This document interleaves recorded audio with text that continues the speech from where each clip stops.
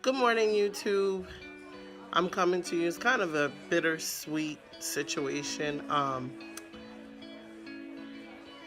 Just thinking about my dog that we lost same time last year. It's kind of a sad situation.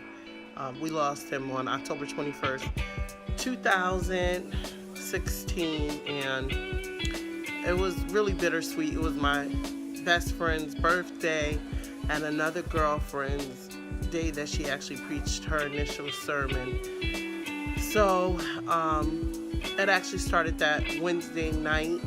I woke up to him actually having a seizure, but I really thought nothing of it. It was really dark in my bedroom, and that's where he used to sleep. So I kind of figured, I didn't actually see or know that it was a seizure, and I was so exhausted that I just told him to stop. I heard him moving his chain. And then the next morning, the next day, I noticed I paid a lot of attention to him because I noticed he was kind of like laying around, and I told little Duras to take him outside and let him run around and play. But I noticed he wasn't really playing. He was just eating a lot of grass. And at that time, we had just gotten Beast, which, I call him Pup. But we had just gotten Beast, and Beast was running all over him, jumping on him, and Big was really not responding. So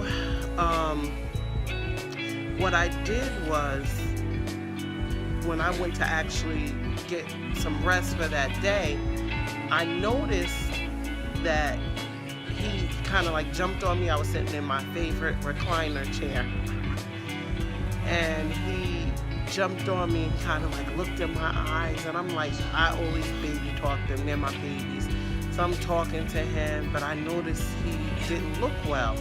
So I'm like, okay, so we're gonna get you to the vet, And that night he just started having seizures, and it led on for that night to Saturday morning. That night was horrible. We couldn't get the kids to go to bed.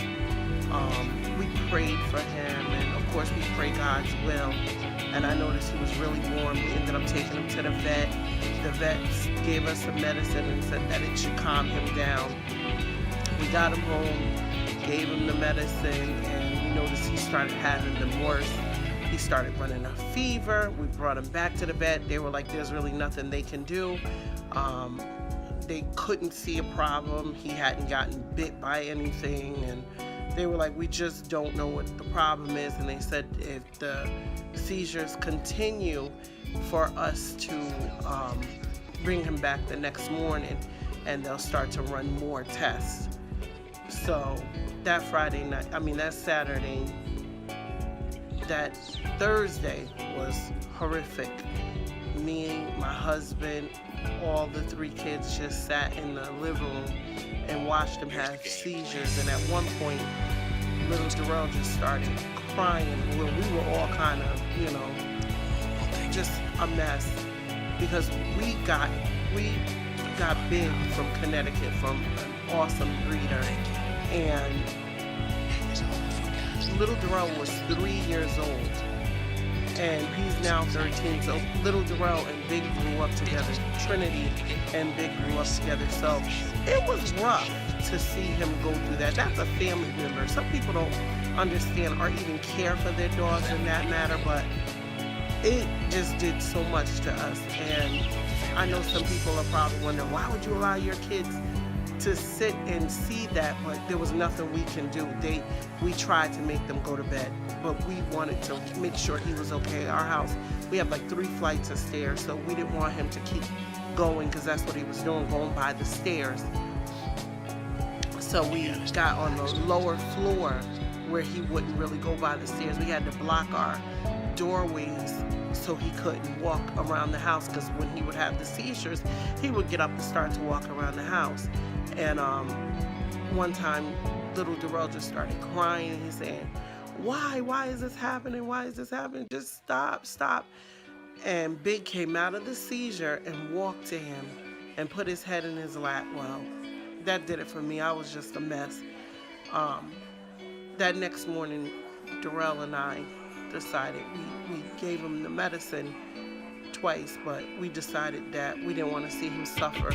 Every time he would come out of the seizure, he would get weak and just fall wherever he was. And our kids are watching this, and we tried to make them go to bed, like I said before, and we just decided to put him down, and it was the hardest decision ever, the hardest. And I remember that day being so, like, we let the kids stay home because nobody got any sleep that night, and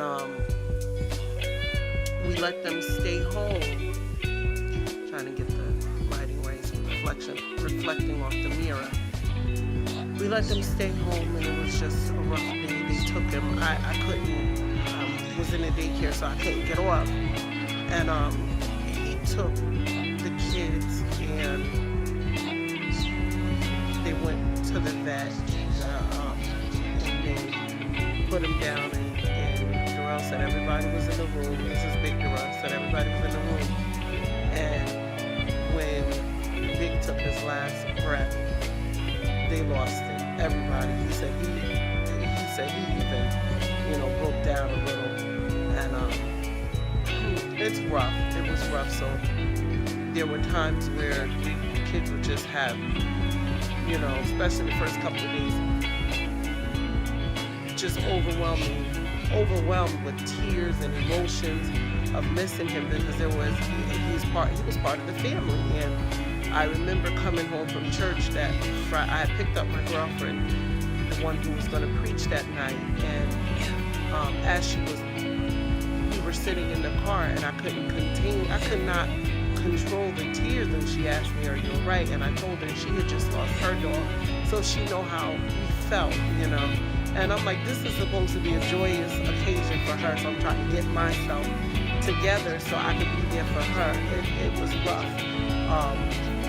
And then my other girlfriend, who always calls Big her nephew, it was her birthday, and she's like, "Oh my goodness, this is terrible on my birthday," So it was hard to even celebrate her. But God made a way. God is awesome. He's awesome because he comforted us. And I know people are like, it's just a dog. But until you have a dog or an animal that you love, it won't, you would never be able to feel what we felt. So I remember coming home that night, and it was me and the girls, little Darrell and Big Darrell were together. We drive separate cars because we have had in the past. Timing, thank you Jesus, is getting better. But we have a tendency to sometimes run a little late. Here's the game. But we've worked on that, thank you Lord.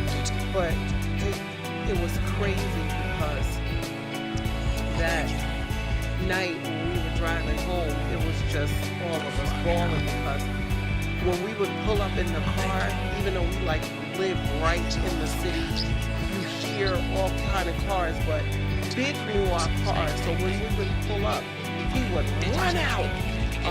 Or when you put your key in the door, you could see his statue. He was huge, and you would see him standing at the top of the steps, guarding the house, and to know that we were coming home. And at the time, yes, we had Beast, but Beast was a puppy, he was a puppy. He's big, he's gotten, bigger now, older, whatever. But you would see this massive statue at the top of the stairs, and Big did not play, So knowing that we wouldn't be greeted by him, or him looking out the window as the car pulled up and we're getting out the car, and him coming to the door to greet us, it just messed us up. So we sat in the car for a while just crying. So this actual YouTube is dedicated to our Big. On October 21st, he left us for an entire year. And we're grateful. We have each other, we have our friends and family, and also we have our new add to the family, which is Beast, and soon we'll have a new one. Darrell says no, but we're kind of talking him into it. We're a family who loves animals. We love it not all kind of animals, because there are some. But this episode is dedicated to our Big Big Stackhouse. I used to call him my favorite. Um, but yeah, just sit back, enjoy the times that we have with Big, and we are so grateful to God to have had that time. Thank you for watching. Hit like and subscribe, and don't forget the little bell. Have an awesome day. Remember to thank God for your time with your animals, and more importantly, with your friends and your family, just your time here on earth. Have a great day, YouTube.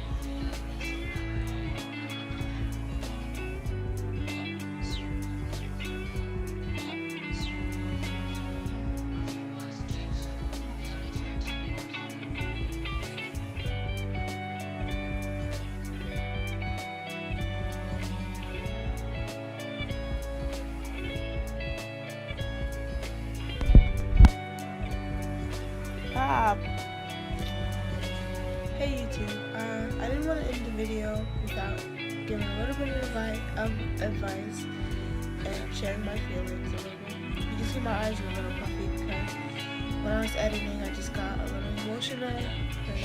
Because, looking at all those pictures it's just like bittersweet, because looking at them, all the memories that you had, they just kind of faded away. We were so young, as you saw, and just like remember, you can't really do that anymore because he's not here. But I just want, my piece of advice is to never ever ever hold in the feelings of your pain and of losing someone. Whatever dog, cat, human, whatever it may be, always share them. I think me and the whole family struggle with that at times because we just break down, or we just have sad moments. My voice cracking. I don't want to cry. But talk it out and try to be as helpful. And remember, everything happens for a reason. I don't think God purposely punished us and took away our dog. I don't think that happened at all. Recently and last year as well, 2 of my friends lost their pets, and I think God allowed Big to leave us so that I can help my other friends, and I really do hope I did help them. But things happen for a reason. Always talk it out, get your pain out, and remember that God loves you. Stackhouse family loves you. If you want some more advice, comment down below and we'll get back to you. Hit the like button, subscribe, or hit the bell. We love you forever and always, Big, and we love you guys too.